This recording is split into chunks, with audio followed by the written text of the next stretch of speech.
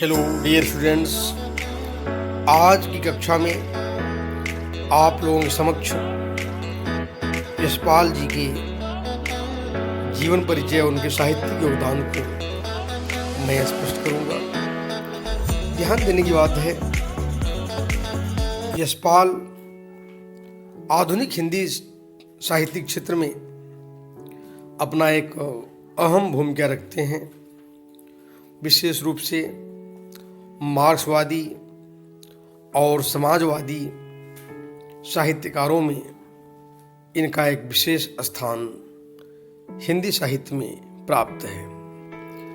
ध्यान दें, यशपाल एक केवल साहित्यकार ही नहीं थे, अपितु वे सही मायने में एक सच्चे देशभक्त और क्रांतिकारी नेता थे। उस समय जिस समय देश में तमाम आंदोलन चल रहे थे,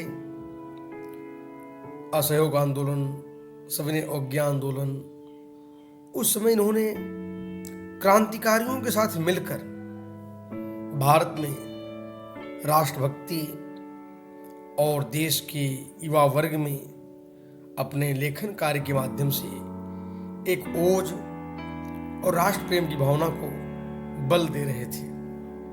ध्यान देने की बात है, आपको ये जानकर बड़ी खुशी होगी कि यशपाल एक ऐसे शख्स को आप पढ़ने जा रहे हो जो कि भगत सिंह, चंद्रशेखर आजाद, बटुकेश्वर दत्त के खास मित्र थे। कानपुर में रहते हुए जिस समय वे शिक्षा दीक्षा प्राप्त करने के उपरांत वे कानपुर में विशेष रूप से जो हमारे क्रांतिकारी थे उनके साथ मिल करके वे नई रणनीति, अलग अलग लोग अलग अलग तरीके से अंग्रेजों के विरोध में संग्राम जारी रखे थे। जहां एक और देश के हमारे युवा क्रांतिकारी भगत सिंह, चंद्रशेखर ये प्रत्यक्ष रूप से अंग्रेजों के खिलाफ मोर्चा खोल चुके थे, वहीं पर यशपाल उनकी भावनाओं को अपने विप्लव पत्र में, जो कि कानपुर से यह पत्रिका निकलती थी और कानपुर में वे संपादक भी थे, तो वहाँ पर सारी षड्यंत्रकारी योजनाओं को वे अपने समाचार पत्र में छाप कर करके युवा वर्ग में जोश और उमंग पैदा किया करते थे। ऐसे महान साहित्यकार और एक क्रांतिकारी व्यक्ति का जन्म, ध्यान देने की बात है कि फिरोजपुर छावनी में, जो कि पंजाब में पड़ता है, 3 दिसंबर 1903 को ऐसे महान साहित्यकार का जन्म हुआ। और इनके भाई जो बड़े भाई थे धर्मपाल, वे भी देशभक्त और उस समय के समाज के एक प्रतिष्ठित व्यक्ति थे। इनकी माताजी का बहुत बड़ा प्रभाव पड़ा इन पर। खैर, पिताजी का देहांत तो काफ़ी पहले हो चुका था, इसलिए इनकी जो माता श्री थी श्रीमती प्रेम देवी जी ने, उनकी अहम भूमिका थी इनके जीवन के लालन पालन में। इन्होंने एक अपना लंबा जीवन देश के आज़ादी में इन्होंने बिताया और इसके बाद लेखन कार्य में यह महत्वपूर्ण रूप से जुड़ जाते हैं और देश की युवा पीढ़ी को एक नई दिशा देने के लिए तत्पर हो जाते हैं। अब मैं उनके साहित्यिक कृतियों को मूल्यांकित करूंगा। ध्यान देने की बात है,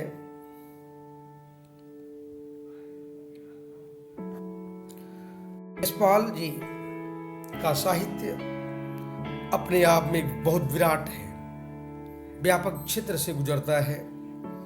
इनमें कहानी, उपन्यास और अन्य जो विविध क्षेत्र, खैर कविता के क्षेत्र में बहुत व्यापक भूमिका नहीं रही है इनकी, और इन्होंने अन्य विधाओं में भी काफ़ी अपना एक प्रभावशाली स्थान रखा।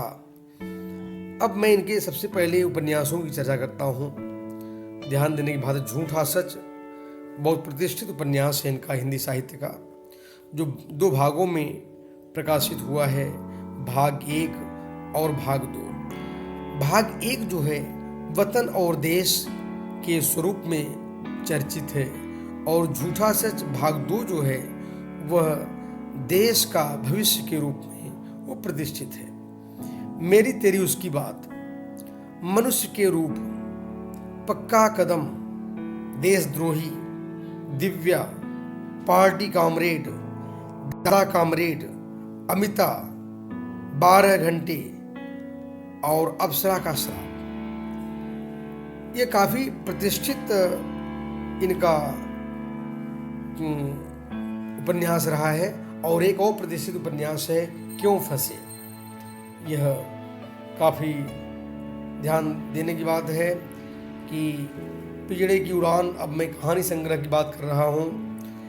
पिजड़े की उड़ान, ज्ञानदान, अभिशप्त, तर्क का तूफान, भस्मा, वृत्त चिनगारी, ओ दुनिया, फूलों का कुर्ता, धर्म युद्ध, उत्तराधिकारी, चित्र का शीर्षक, पराया सुख, तुमने क्यों कहा कि मैं सुंदर हूँ। ये कहानियाँ काफ़ी लोकप्रिय हुई इनकी, और अपनी इन कहानियों में एक आदर्श सिद्धार्थ प्रेम को जहाँ एक और मूल्यांकित किया, वहीं समाजवादी भावनाओं संबंधित तमाम कहानियाँ इनकी रही हैं। विशेष रूप से पराया सुख, तुमने क्यों कहा कि मैं सुंदर हूँ, ये काफ़ी लोकप्रिय इनकी कहानियाँ रही हैं।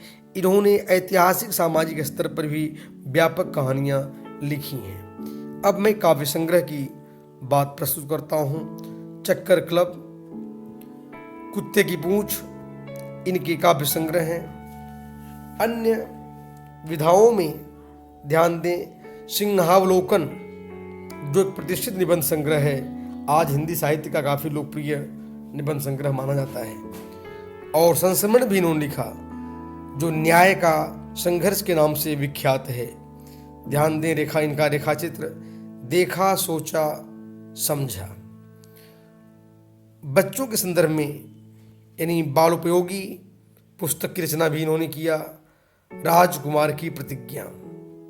और इनका एक लोकप्रिय समाचार पत्र जो कानपुर से बराबर प्रकाशित करते रहे, वह पत्र का नाम विप्लव था। विप्लव का शाब्दिक आशय होता है अपने आप में क्रांति। तो सही मायने में क्रांति की आवाज़ विप्लव के माध्यम से इन्होंने, विप्लव पत्रिका के संपादक थे, इसलिए देश में आज़ादी और विशेष रूप से युवा वर्ग के लिए इन्होंने एक नवीन ओज को, नवीन बल को समाज के समक्ष प्रस्तुत किया कि जो कि अपने आप में काफ़ी लोकप्रिय रहा है। इस प्रकार से हम देखें, यशपाल की जो मुख्य भाषा थी, कहानी, हिंदी और संस्कृत, इन तीनों भाषाओं पर बहुत ज़बरदस्त पकड़ रही है। और इनका संपूर्ण साहित्य हमारे युवा वर्ग के लिए और हमारे समाज के लिए काफ़ी फायदेमंद है। ध्यान देने की बात है, इनके साहित्यिक जो इन्होंने महत्वपूर्ण कृतियाँ लिखी, उसके लिए हमारी तमाम सरकारों ने इन्हें कई पुरस्कारों से विभूषित किया। ध्यान देने की बात है कि इनके साहित्यिक योगदान के लिए रीवा सरकार ने उस जमाने में इनको देव पुरस्कार से सम्मानित किया था। सोवियत लैंड सूचना विभाग ने सोवियत लैंड नेहरू पुरस्कार इनको प्रदान किया। हिंदी साहित्य सम्मेलन ने मंगला प्रसाद पारितोषिक पुरस्कार इन्हें प्रदान किया और भारत सरकार ने पद्म भूषण की उपाधि से सम्मानित किया। इस तरह से यशपाल जो हैं वाकई यश के केंद्र हैं, जो कीर्ति के केंद्र हैं अपने आप में। संपूर्ण साहित्य जगत आज इनका ऋणी रहेगा, न केवल साहित्य क्षेत्र के लिए बल्कि देश की आज़ादी और देश को जो नया बल और नई शक्ति मिली, और विशेष रूप से इस रूप में भी कि यह सही मायने में भगत सिंह, चंद्रशेखर आज़ाद और बटुकेश्वर दत्त के सच्चे मित्र थे और एक सच्चे क्रांतिकारी थे। और इस तरह से मैं अपना वक्तव्य समाप्त करता हूँ। धन्यवाद।